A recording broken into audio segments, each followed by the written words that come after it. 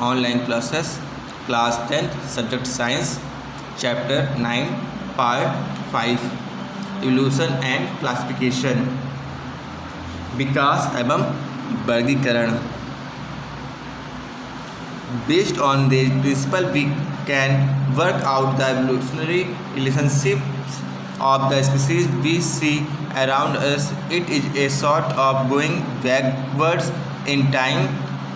We can do this by identifying hatcheries of characteristics between species. In order to understand this process, let us think back to our decisions on the classification of organisms in class 9. इन सिद्धांतों के आधार पर हम अपने चारों ओर पाई जाने वाली विभिन्न species के बीच विकासी संबंध स्थापित कर सकते हैं. यह एक प्रकार के समय पीछे से एक घड़ी से पीछे जाना है. हम ऐसा विभिन्न स्पीसीज के अभिलक्षणों का पदानुक्रम का निर्धारण करके कर सकते हैं. इस प्रक्रम को समझने के लिए हम क्लास 9th में पढ़े जीवों का वर्गीकरण का स्मरण करें, ध्यान करें. Similarities among organisms will allow us to group them and then study the group. For this, which characteristics decide more fundamental difference among organisms and which ones decide less basic difference. What is meant by characteristic? Anyway, characteristics are details of appearance or behavior. In other words, a particular form or a particular function. That we have 4 limbs is thus a characteristic. That plants can do photosynthesis is also a characteristic. विभिन्न जीवों के मध्य समानताएं हमें उन जीवों को एक समूह में रखने के लिए फिर से उनका अध्ययन का अवसर प्रदान करती है.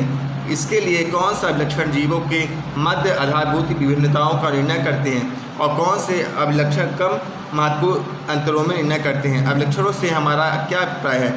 ग्रह आकृति अथवा व्यवहार का विवरण अभिलक्षण कहलाता है. दूसरे शब्दों में विशेषण स्वरूप अथवा विशेष प्रकार अभिलक्षण कहलाता है. हमारे 4 पद होते हैं. यह एक अभिलक्षण है. पौधे में प्रकाश संश्लेषण होता है, यह भी एक अभिलक्षण है. Some basic characteristics will be shared by most organisms. The cell is the basic unit of life in all organisms. The characteristic in the next level of classification would be shared by most but not all organisms. A basic characteristic of cell design that differs among different organisms is whether the cell has a nucleus. Bacterial cells do not, while the cell of most other organisms do. Among organisms with nucleate cells, which one are unicellular and which ones multicellular. That property marks a very basic differences in body design because of specifications of cell types of tissue.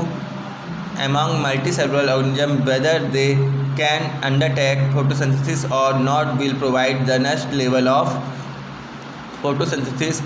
Whether the skeleton inside the body or around the body will mark another fundamental design difference. We can see that even in the few questions that we have asked, a hatchery is developing that allows us to make classifications group. अब कुछ आधारभूत अभिलक्षण अधिकतर जीवों के में समान होते हैं. कोशिका सभी जीवों की आधारभूत इकाई है. वर्गीकरण के अगले स्तर पर कोई भी अभिलक्षण अधिकतर जीवों के समान हो सकते हैं, परंतु सभी जीवों में नहीं. कोशिका के अभिलव का आधारभूत अभिलक्षण का एक उदाहरण कोशिका में केंद्रक का होना या न होना है, जो विभिन्न जीवों के भिन्न हो सकता है. जीवाणु कोशिका के केंद्रक नहीं होता, जबकि अधिकतर दूसरे जीवों के कोशिकाओं का केंद्रक पाया जाता है.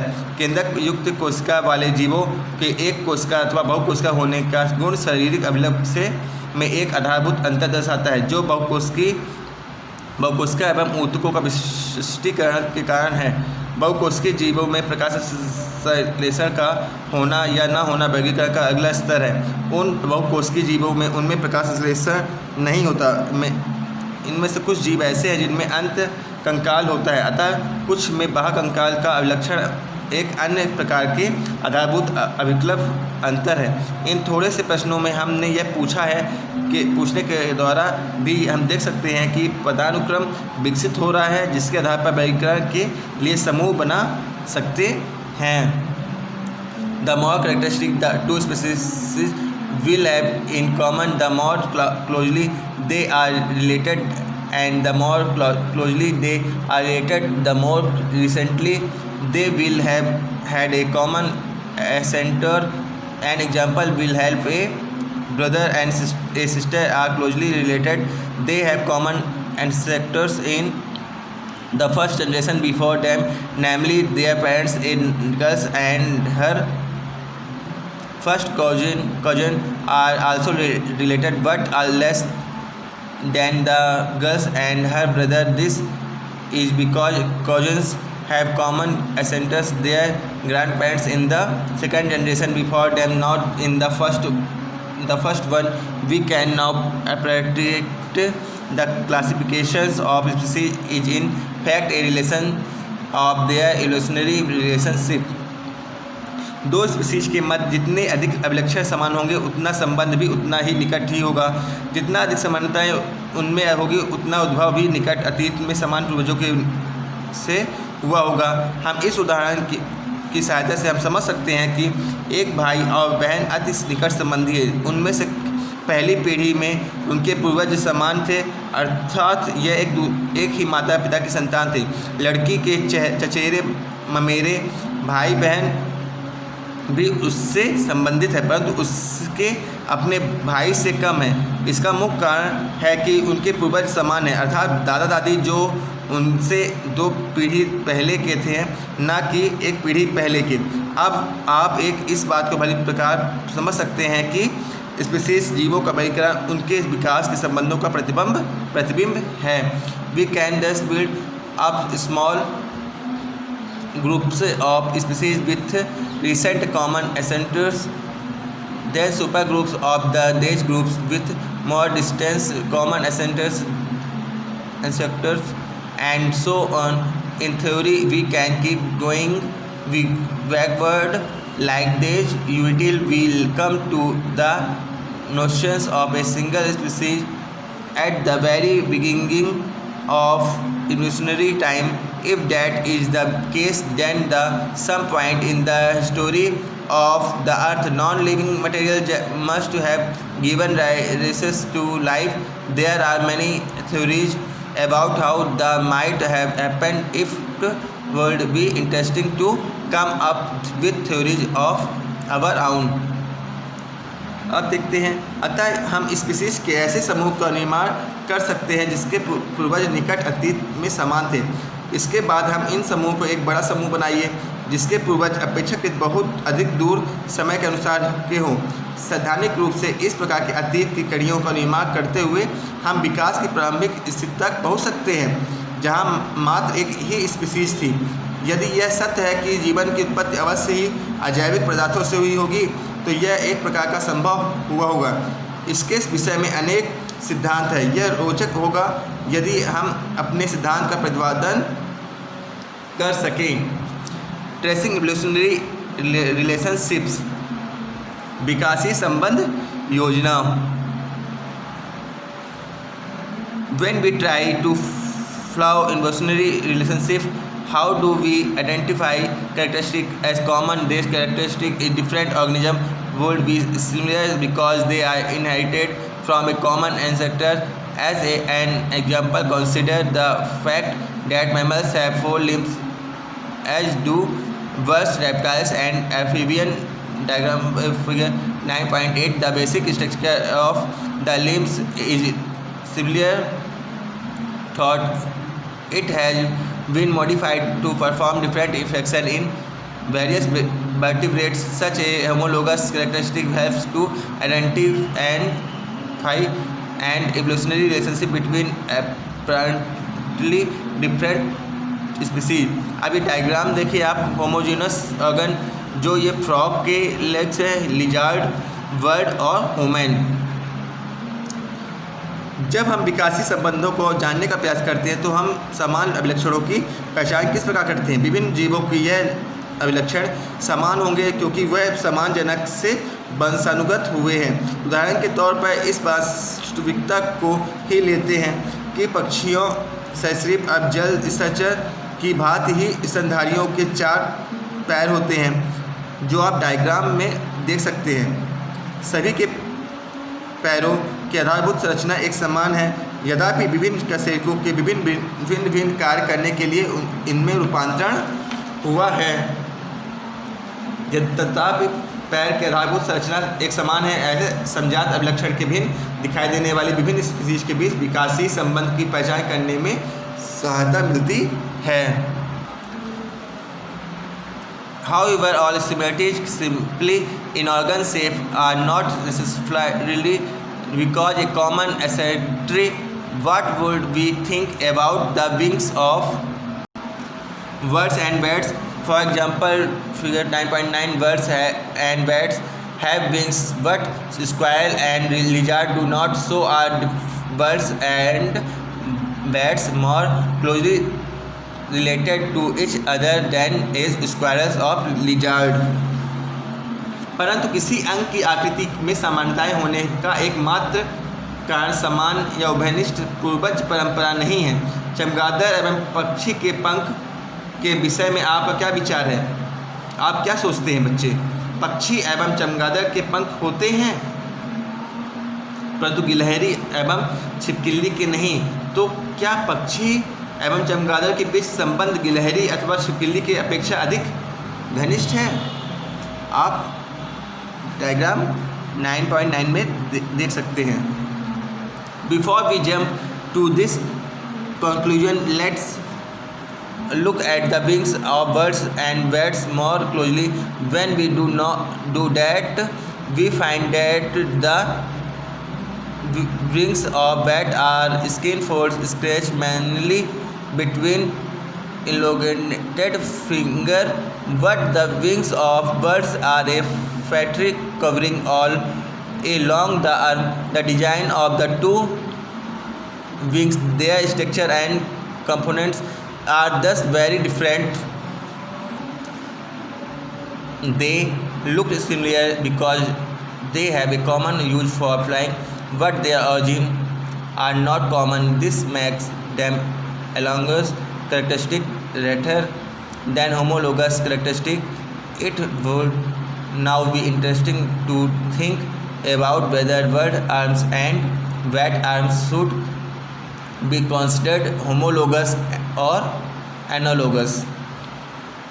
अब इससे पहले कि हम कोई निष्कर्ष निकालें, हम पक्षी या चमगादड़ के पंखों की ओर बारीकी से ध्यान देते हैं। जब हमें ऐसा लगता है कि हमें पता चलता है कि चमगादड़ के पंख मुख्यतः उसकी दीर्घार्धी अंगुली के मध्य की त्वचा के फैलने से बना है, परंतु पक्षी के पंख उसकी पूरी अग्रबाहु की त्वचा के फैलाव से बनता है, जो परों से ढकी रहती है। अतः दो पंखों के अविकल्प उनकी संरचना एवं संगठकों में बहुत अंतर है। वह एक जैसे दिखाई देते हैं क्योंकि वह उड़ने के लिए इसका उपयोग करते हैं, परंतु सभी की उत्पत्ति पूर्णतः समान नहीं है। इसी कारण यह उन्हें समरूप अभिलक्षण बनाता है, न कि समजात अभिलक्षण। अब यह विचार करना रोचक होगा कि पक्षी के अग्रपाद एवं चमगादड़ के अग्रपाद को समजात माना जाए अथवा समरूप।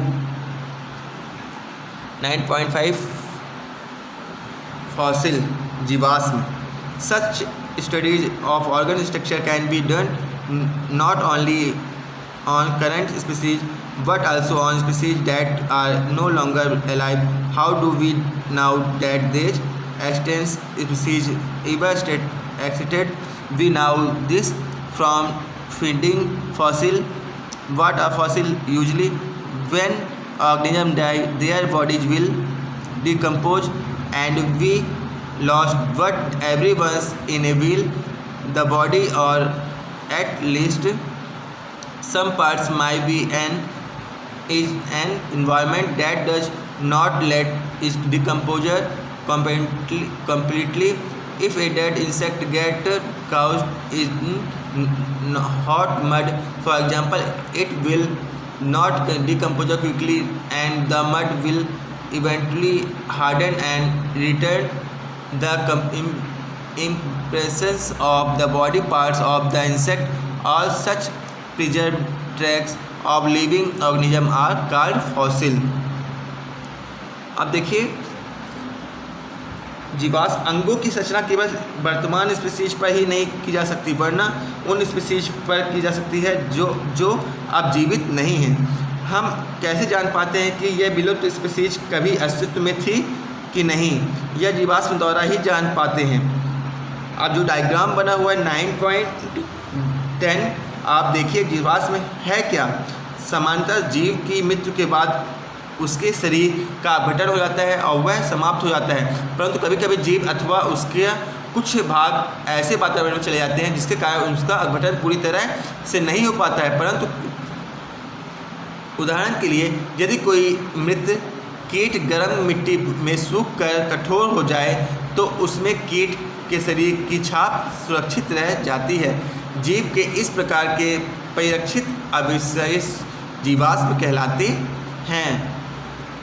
ऑफ फॉसिल ट्री ट्रंक, जीवाश्म पेड़ का तना है।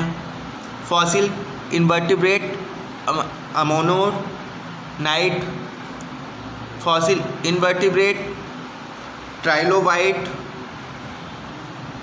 फॉसिल फिश का नाइटिया, फॉसिल डायनासोर स्कल, राजासोरस। ये आप सबको जीवाश्म के बारे में स्टडी कराते हैं। How do we know how old the fossil are? There are two components to this estimations. One is relative. If we dig into the earth and start feeding fossil, it is reasonable to suppose that the fossil we find closer to the surface are more recent than the fossil we find in different layer.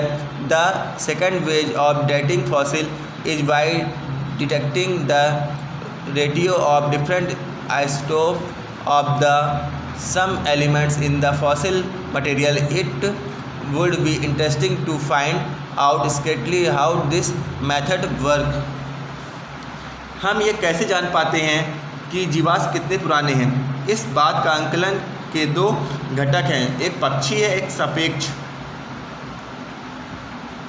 यदि हम किसी स्थान की खुदाई करते हैं तो और उसमें एक गहराई तक खोदने के बाद हमें जीवाश्म मिलने प्रारंभ हो जाते हैं, तो हमें ऐसी स्थिति में यह सोचना तर्कसंगत है कि पृथ्वी की सतह से के निकट वाले जीवाश्म गहरे स्तर पर पाए गए जीवाश्मों की अपेक्षा अधिक नए हैं। दूसरी विधि है फॉसिल डेटिंग, जिसमें जीवाश्म में पाए जाने वाले किसी एक तत्व के विभिन्न समस्थानिकों का अनुपात के आधार पर जीवाश्म के समय निर्धारण किया जाता है।